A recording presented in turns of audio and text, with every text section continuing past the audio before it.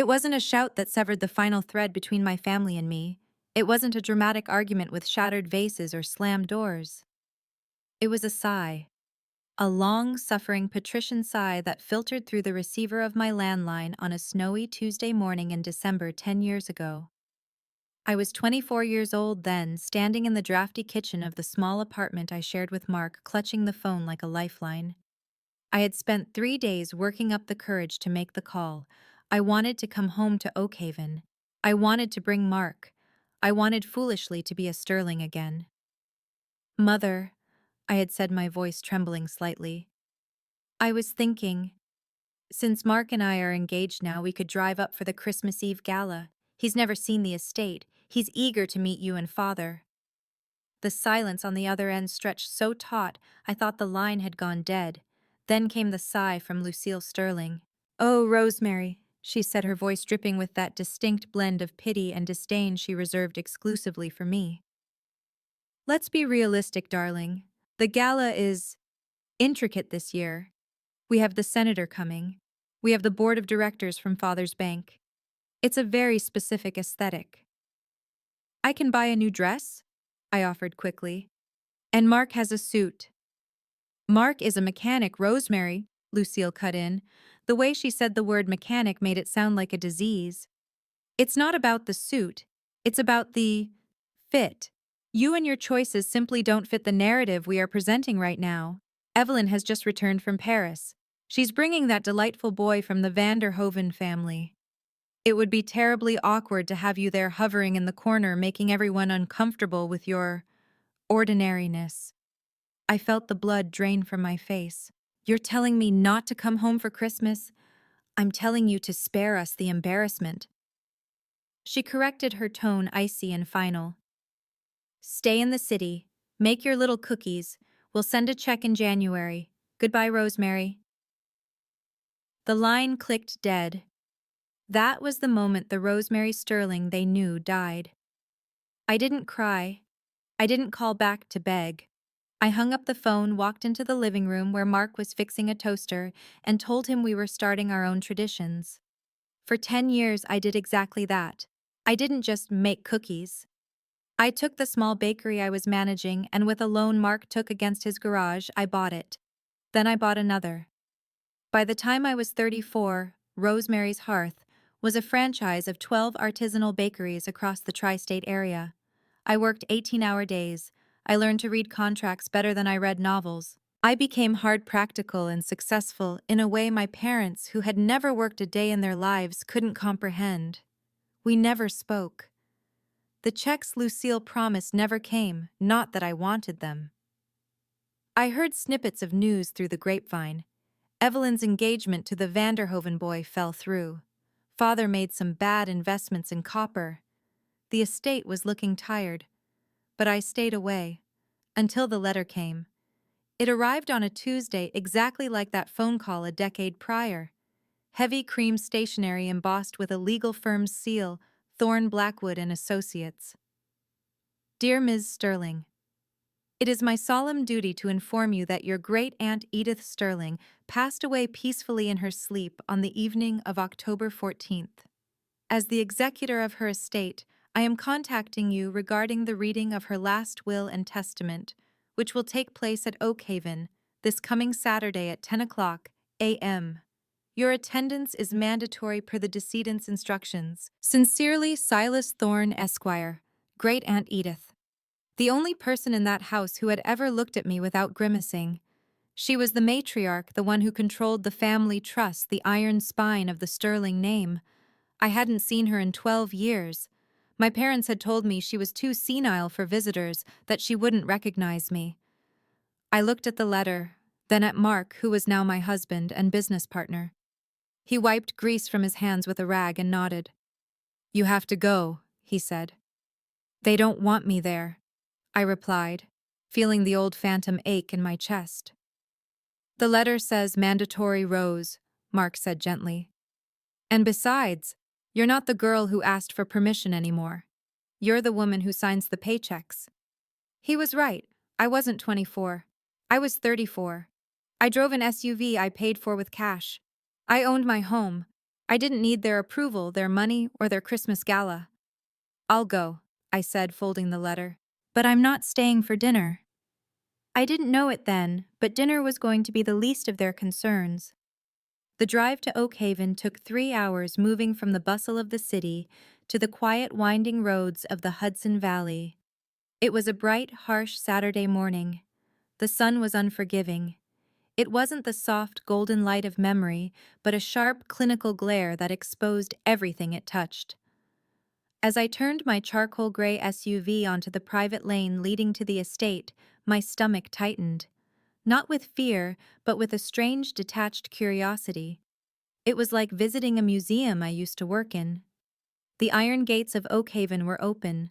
Rust was visible on the hinges, a detail Lucille would have practically fainted over 10 years ago.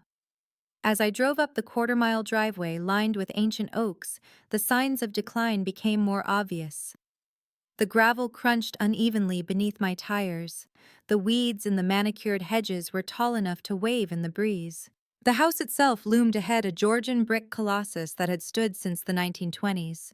From a distance, it still looked majestic, but as I parked near the fountain, I saw the cracks.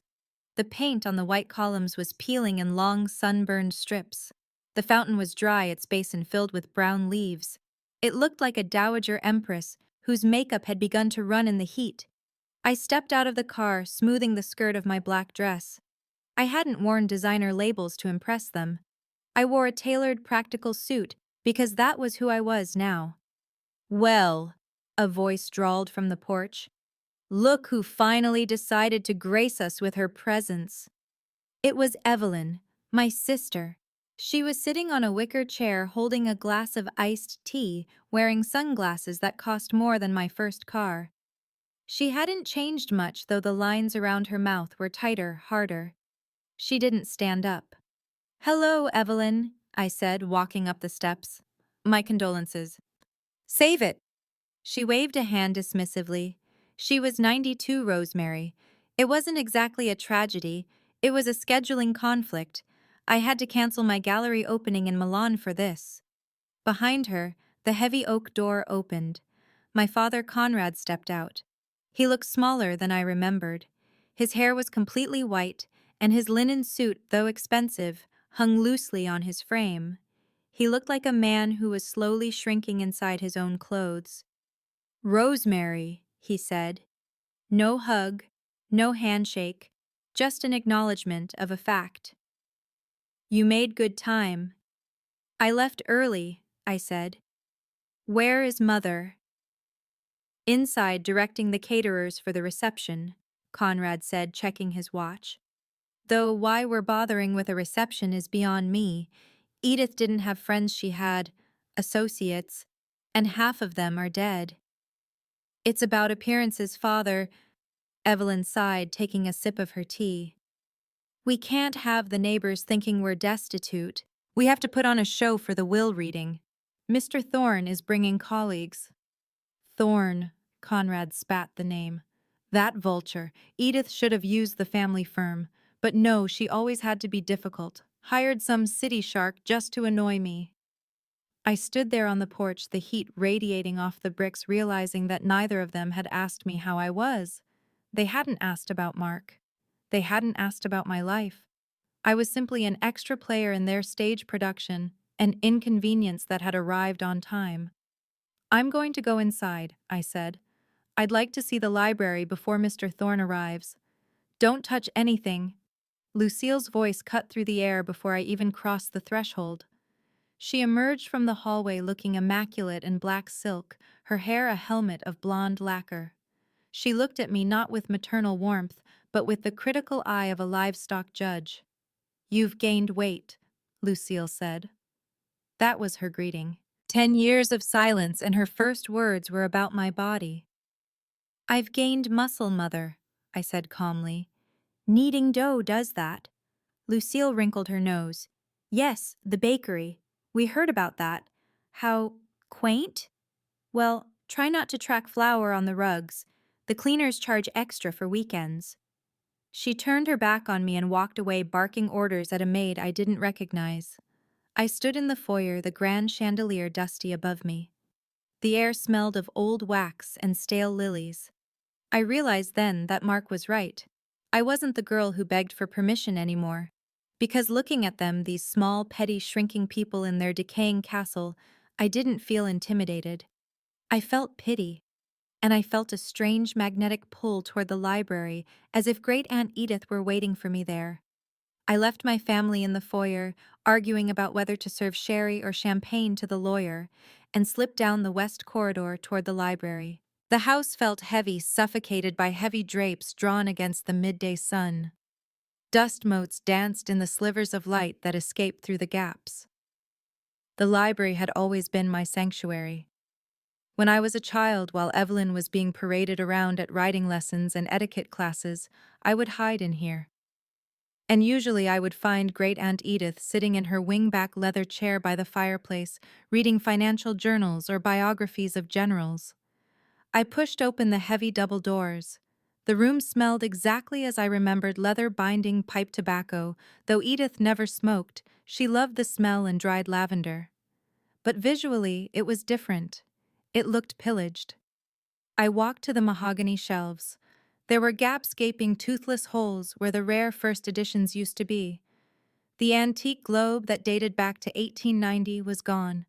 The silver letter opener that Edith used to tap against the desk while she thought gone. I ran my hand along the edge of her massive oak desk. The wood was cold. My parents and Evelyn had clearly started curating the assets long before the body was cold. They were stripping the house for parts. "I told you they were vultures," I whispered to the empty room. I sat down in Edith's chair. It groaned under my weight, a familiar sound. I closed my eyes and let the memory wash over me. I was 14, crying because Lucille had told me I wasn't pretty enough to be a debutante. Edith had found me here. She hadn't offered a tissue. She had offered advice. "Tears are a waste of hydration, Rosemary," she had said, her voice like grinding stones. "Your mother values things that shine. You need to learn to value things that last. Beauty fades. Equity compounds. Remember that." I opened my eyes. On the desk there was a faint discoloration on the leather blotter, a square lighter patch where a picture frame used to sit. I knew that frame. It was a photo of Edith and her late husband in 1950. Lucille must have taken it not for the sentiment, but for the sterling silver frame. I opened the top drawer. Empty. Middle drawer. Empty. Bottom drawer. It was locked. I felt under the lip of the desk, feeling for the hidden catch Edith had shown me 20 years ago. A smart woman always has a secret, Rosemary. My finger found the small brass button. I pressed it. The drawer clicked. Inside there was nothing of apparent value. No cash, no jewelry, just a small cheap plastic dictaphone, a voice recorder from the 90s, and a single dried rose pressed inside a clear plastic sleeve. I picked up the dictaphone. It was taped shut with a label that read, "For Mr. Thorne. Do not erase." My heart hammered against my ribs. Edith had left breadcrumbs. She knew exactly what would happen when she died. She knew the vultures would descend, and she knew I would be the only one to come to this room, to this desk, to this specific drawer. I put the dictaphone in my blazer pocket, just as the library door creaked open. "There you are," Evelyn said, leaning against the doorframe. She held a cigarette unlit. "Mother is having an aneurysm because you're not in the designated waiting area. Mr. Thorne is pulling up." "I was just remembering Aunt Edith," I said, standing up and smoothing my skirt, feeling the weight of the recorder against my hip. "Please," Evelyn scoffed. The woman was a tyrant. She controlled the money with an iron fist and made Father beg for every cent. We're finally going to be free of her strings today. Once we liquidate the commercial holdings, I'm moving to Manhattan. You should probably ask for a memento before the estate sale guys get here next week. Maybe a book you like reading, don't you?" "I'm fine, Evelyn," I said, walking past her. "I have everything I need." "Suit yourself," she shrugged. "Don't expect a payout, Rose. Father says Edith barely had enough liquid cash left to cover the taxes. We're doing you a favor by not asking you to chip in for the funeral." I didn't answer. I walked back toward the lion's den, the plastic recorder burning a hole in my pocket, realizing that the tyrant Evelyn hated was about to speak one last time.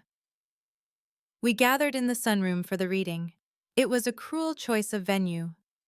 The room was glass-walled on three sides, designed to catch the morning light, which meant there were no shadows to hide in. The sun beat down on the Persian rugs, illuminating the dust that the maids had missed, and the fraying threads of the upholstery. My parents sat on a love seat together, presenting a united front of aristocratic grief. Lucille held a lace handkerchief she hadn't used. Conrad was tapping his foot a nervous staccato rhythm that betrayed his calm facade. Evelyn sat in a wing-back chair, scrolling on her phone, looking bored. I sat alone on a rigid wooden chair near the door, the exile allowed back into the kingdom on a temporary visa. "I've already spoken to the real estate agent," Conrad was saying to Lucille, loud enough for me to hear, but not addressing me directly. "If we subdivide the north acreage, we can clear the debt with the bank by January. Then we can focus on the renovations."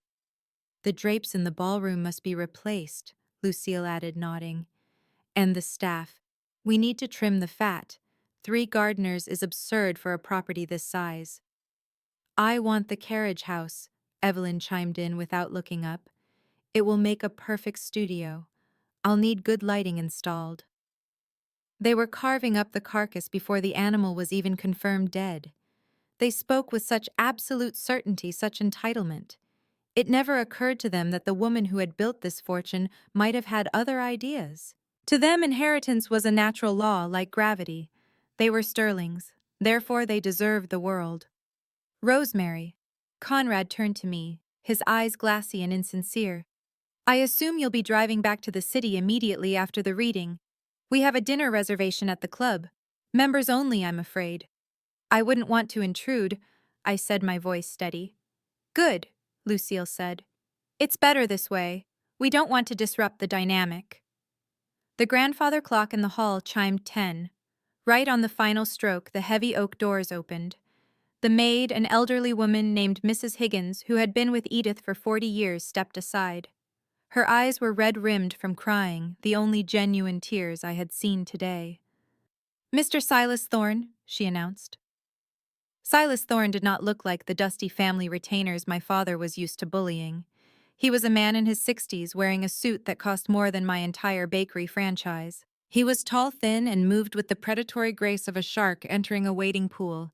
He carried a battered leather briefcase and wore wire-rimmed glasses that magnified his cold gray eyes. He didn't smile. He didn't shake hands. He walked to the head of the room, placed his briefcase on a small table, and looked at us. "Good morning," he said.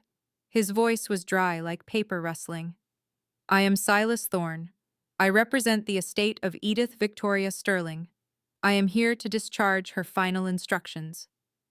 "Mr. Thorne." Conrad stood up, putting on his best Lord of the Manor smile. "Welcome to Oakhaven. Can I offer you coffee, or perhaps something stronger?" "I am not here for hospitality, Mr. Sterling," Thorne said, not even looking at him. "Please sit down." Conrad blinked, his smile faltering. He sat down slowly, shooting a confused glance at Lucille. Thorne opened his briefcase. He took out a thick sheaf of papers, a pair of reading glasses, and to my surprise, a small portable speaker. "This will was drafted 6 months ago," Thorne stated. "It supersedes all previous documents. Mrs. Sterling was examined by 3 independent psychiatrists on the day of signing to ensure her mental competency.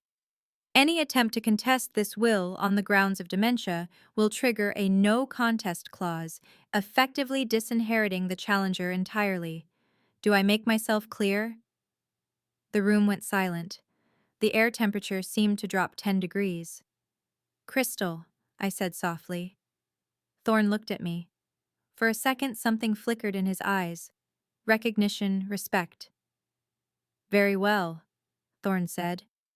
"Let us begin." The reading began with the mundane, the crumbs swept off the table. "To Mrs. Bernice Higgins," Thorne read, "I leave the sum of $50,000 in gratitude for 40 years of loyalty, when my own blood provided none. Mrs. Higgins sobbed quietly in the doorway. Lucille stiffened her knuckles, turning white around her handkerchief. 50,000 was a drop in the bucket, but the insult attached to it was sharp. To the Hudson Valley Historical Society, I leave my collection of Civil War maps. To the Metropolitan Library, I leave my first editions, excluding those marked for specific distribution. Conrad shifted in his seat. Yes, the charities. Very noble. Can we get to the primary assets? The trust. The house. Thorne lowered the paper and looked at my father over the rim of his spectacles. Patience, Mr. Sterling. Edith was a woman of detail. She requested that her words be read exactly as written. He turned the page. To my niece Lucille, Thorne read. Lucille straightened up, putting on a gracious, expectant smile. I leave my collection of porcelain dolls. Since you have spent your entire life treating people like lifeless figurines to be posed and positioned for your amusement, I feel you will find great comfort in their company. Lucille's smile froze. It didn't drop. It just calcified into a rictus of shock. Excuse me. That is the bequest, Thorne said impassively. The dolls are in the attic. Is that a joke? Conrad demanded. The porcelain collection is worth maybe a few thousand. This is an insult. To my nephew-in-law, Conrad. Thorne continued, ignoring the outburst. I leave my 1965 Jaguar E-Type. It is a beautiful machine that requires constant maintenance, drinks money, and has not run effectively since the late 80s, much like yourself. I bit the inside of my cheek to keep from laughing. A sound escaped me, a short, sharp snort. Evelyn glared at me. This is outrageous! Conrad stood up, his face reddening. She was insane. I told you she was insane. I am the head of this family. Sit down, Mr. Sterling, Thorne said. His voice didn't rise, but it carried a weight that slammed Conrad back into his seat. We are not finished. To my great niece Evelyn, Thorne read. Evelyn leaned forward, her eyes hungry. I leave my jewelry box and its contents. Evelyn let out a breath, a triumphant smirk appearing on her face. Finally, the sapphires alone are worth. However, Thorne interrupted. The keys to the safety deposit box containing the real jewelry were melted down 2 days ago per my instructions. The jewelry box at the house contains only the costume pieces you were so fond of mocking when you thought I couldn't hear you. The authentic pieces have been auctioned with proceeds going to the dog shelter of New York. Evelyn stood up, knocking her iced tea onto the Persian rug. She did what that spiteful old witch. The estate, Conrad growled. Read the part about the estate, the land, the trust fund, the millions, Thorne. Where is it? Thorne placed the papers down. He picked up the small portable speaker he had set on the table. The remainder of the estate, Thorne said, including the deed to Oakhaven, the portfolio of stocks, and the controlling interest in Sterling Industries, is subject to the character clause. The what? Lucille hissed. Edith knew you would be difficult, Thorne said. So she recorded a preamble to this section. She wanted to deliver the news herself. Thorne pressed a button on the speaker. A crackle of static filled the sunroom. Then the voice of Great Aunt Edith, raspy but unmistakably steel-edged, cut through the silence. Hello, Conrad. Hello, Lucille. Hello, Evelyn. If you are hearing this, I am dead, and you are likely sitting there calculating how quickly you can sell my home to pay off Conrad's gambling debts. Conrad went pale. You think I didn't know, the recording continued. You think I sat in that library staring at the wall I watched. I listened, and I remember. The voice paused. I remember specifically a Tuesday in December 10 years ago. I remember Rosemary calling home, and I remember what you did. I froze. My hands gripped the sides of my wooden chair. She knew. The silence in the sunroom was absolute. Even the dust motes seemed to hang suspended in terror. Edith's voice on the recording was the only thing that felt alive. You told her she didn't fit the aesthetic. Edith's voice rasped, dripping with disdain. You told her not to come home for Christmas. You cut off your own child because she fell in love with a man who works with his hands.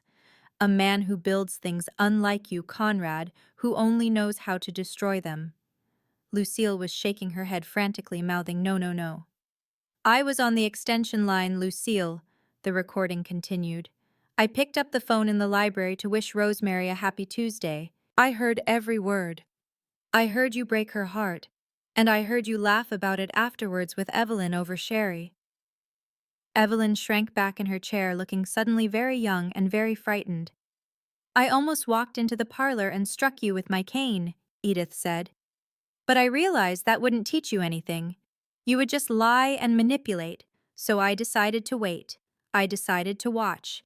I wanted to see if any of you possessed a single ounce of redemption. A long pause on the tape. I waited 10 years. I watched Conrad forge my signature on maintenance invoices to siphon money for his failed investments. That's a lie, Conrad shouted, sweat beading on his forehead. She was confused. Thorne held up a hand. I have the forensic accounting reports here, Mr. Sterling. Shall I hand them to the district attorney, or shall we finish the reading? Conrad clamped his mouth shut. He looked like a trapped animal. I watched Evelyn treat the staff like servants from a Victorian novel, Edith continued, and I watched Lucille turn into a bitter, hollow shell of a woman who values porcelain more than people. And I watched Rosemary. My breath hitched. I watched her from afar. I had a private investigator send me monthly reports. I saw her buy that bakery. I saw her scrub the floors herself. I saw her treat her employees with respect. I saw her marry that mechanic, a good man by all accounts, and build a life based on labor, not lineage.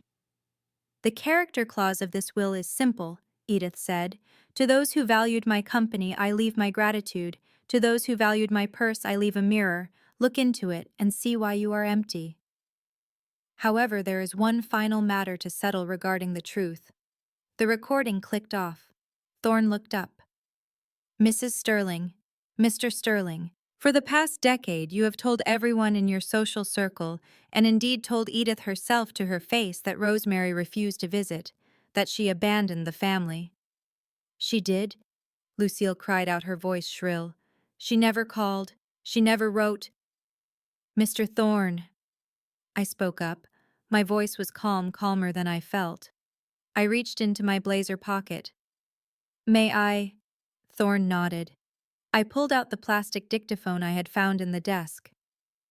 I found this in the library, in her secret drawer. Conrad looked at the device in my hand with horror.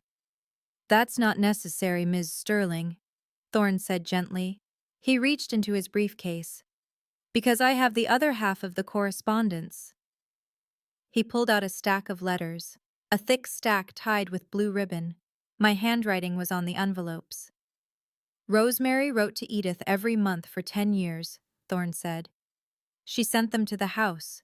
You, Lucille, intercepted them. You burned some. You hid others.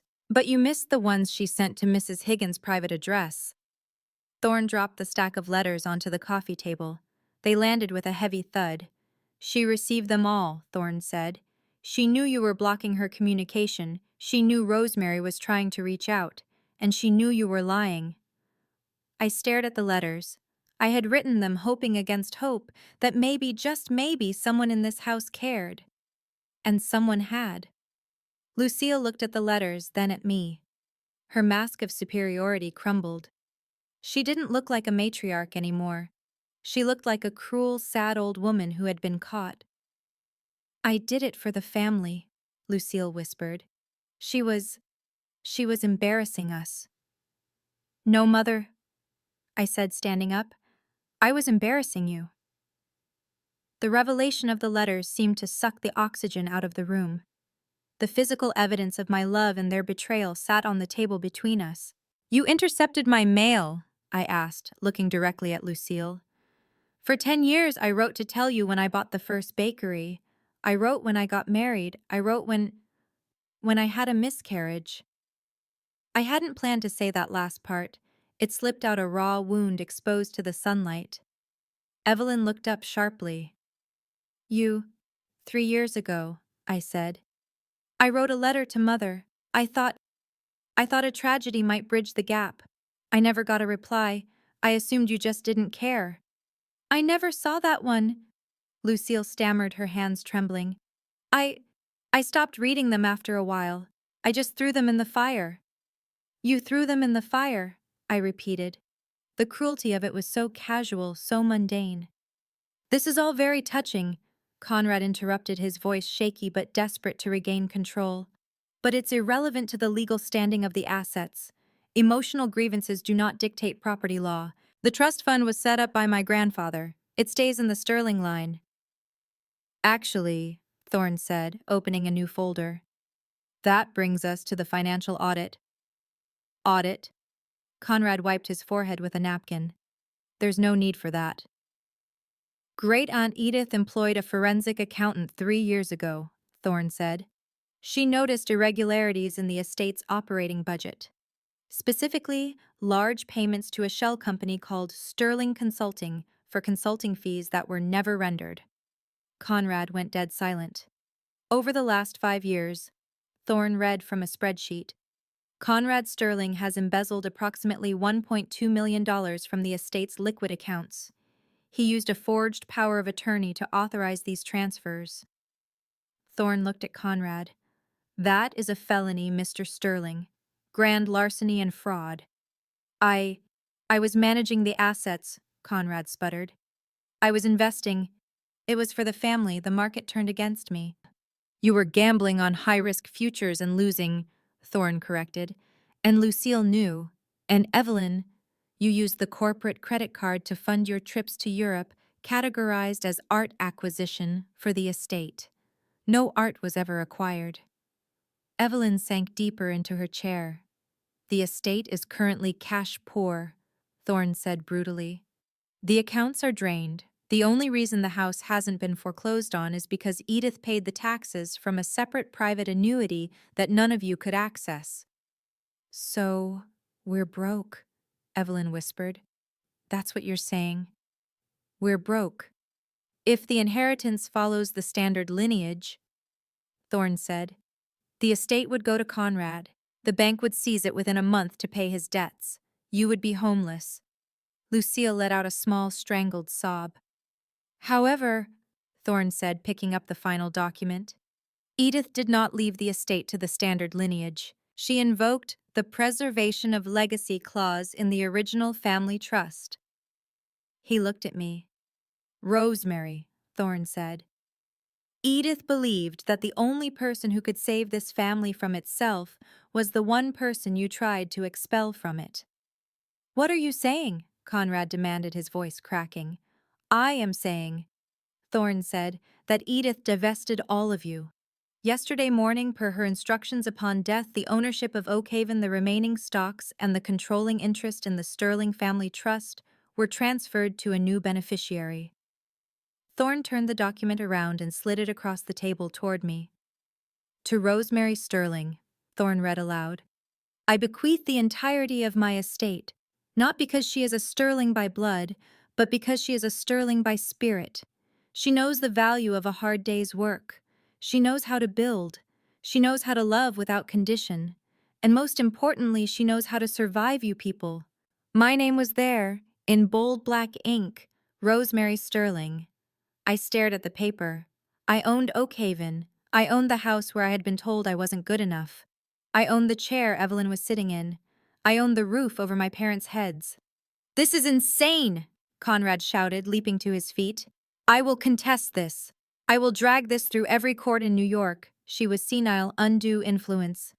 If you contest it, Thorne said calmly, I will release the evidence of your embezzlement to the district attorney.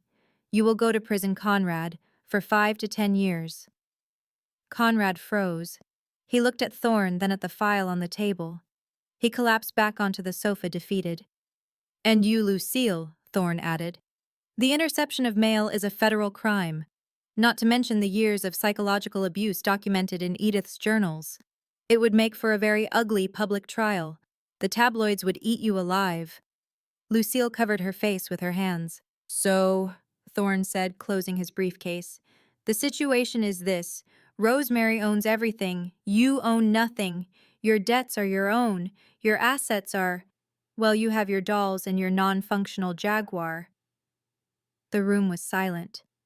The power dynamic had flipped so violently that I felt dizzy. 10 years ago, they held all the cards.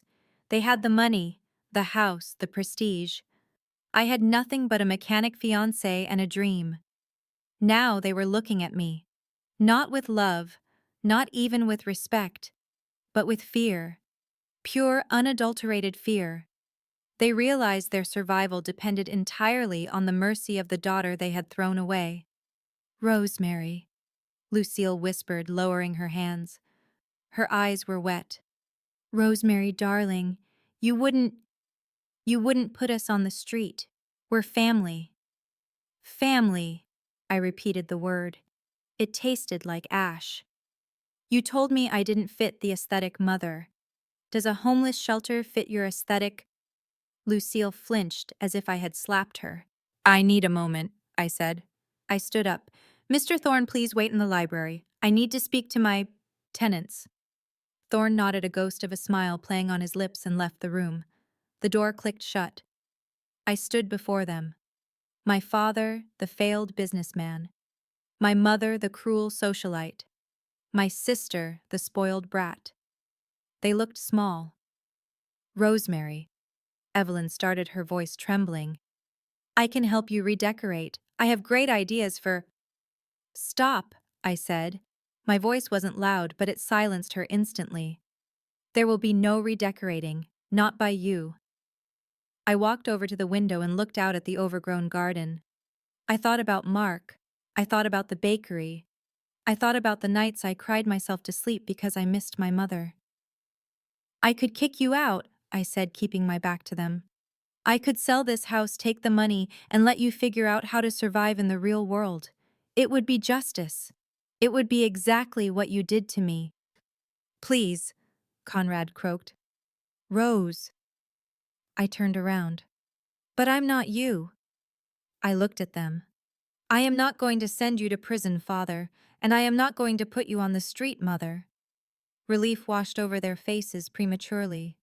"However," I continued, "things are going to change, drastically. I am keeping ownership of Oakhaven," I said. "But I am not living here. I have a home I built with Mark. I don't need this mausoleum." "Then, we can stay," Lucille asked, hopeful. "You can stay in the guest cottage," I said. The guest cottage was a 2-bedroom bungalow on the edge of the property, usually reserved for the groundskeeper. It was small, drafty, and had linoleum floors. "The cottage," Lucille gasped.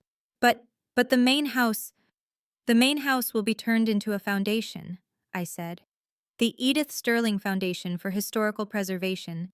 It will be open to the public for tours. The library will be a reading room for students." "Strangers in our house." Conrad looked horrified. "My house," I corrected. "And yes, you will live in the cottage. I will give you a monthly stipend. It will be enough for food, utilities, and basic needs. It will not be enough for country club memberships, new Jaguars, or trips to Paris." "You can't be serious," Evelyn said. "What about me?" "You're 32, Evelyn," I said. "You have a degree in art history. I suggest you use it. You have 30 days to find a job and an apartment. The stipend covers father and mother, not you." "You're cutting me off," Evelyn screamed. "I'm giving you the same gift you gave me," I said calmly. "Independence. It was the best thing that ever happened to me. You'll thank me in 10 years. I looked at my parents. "Those are my terms. You sign the agreement with Mr. Thorne today, relinquishing all claims to the estate and accepting the stipend, or I let him call the district attorney about the embezzlement. Choose." Conrad slumped. He looked at Lucille. There was no fight left in them. They were trapped by their own greed and incompetence. "We'll sign," Conrad whispered. "Good," I said. "And one more thing." I looked at Lucille. "Don't call me. I'll call you." 6 months later, I stood on the terrace of Oakhaven. It was December again, but the air was crisp and clear, not heavy like that Tuesday 10 years ago. The house was buzzing with activity, but it wasn't a gala. It was a team of restoration experts. Scaffolding covered the east wing. The Edith Sterling Foundation was set to open in the spring. I held a cup of tea in my hands, cheap tea, the kind I liked, in a mug that said "World's Okayest Boss" that Mark had given me. Down the hill, smoke rose from the chimney of the guest cottage. My parents were there. I knew from the reports Mr. Thorne sent me that it hadn't been easy for them. Conrad was learning to mow his own lawn because the stipend didn't cover a gardener. Lucille had to cook her own meals. They were miserable, probably. But they were safe. They had a roof. That was more mercy than they had shown me. Evelyn was in the city. She was working as a junior curator at a small gallery. She hated it, but she was good at it. We had texted once, just a picture of a painting. No words. It was a start. I heard footsteps behind me. Mark walked out onto the terrace, wrapping an arm around my waist.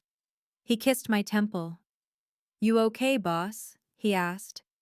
"Yeah," I said, leaning into him. "I'm okay." I looked out over the estate. I didn't feel the need to impress anyone anymore. I didn't need the senator or the bank board to validate me. I had validated myself. Great Aunt Edith was right. The mirror she left them was harsh, but the mirror she left me showed me exactly who I was. I was Rosemary Sterling. I was a baker. I was a wife. And I was the last one standing. "Ready to go home?" Mark asked. "The dough isn't going to rise itself." "Ready," I said. I set the mug down on the stone balustrade. I walked to the car holding my husband's hand, leaving the great house behind to be filled with books and students and life. I didn't look back. I didn't need to. My name is Rosemary Sterling, and I finally learned that the best way to come home is to build one of your own. If you've ever been told you weren't enough, or if you've had to build your own table because they wouldn't give you a seat at theirs, comment "enough" down below. Let me know I'm not alone. Don't forget to like and subscribe for more stories of justice. Thanks for reading.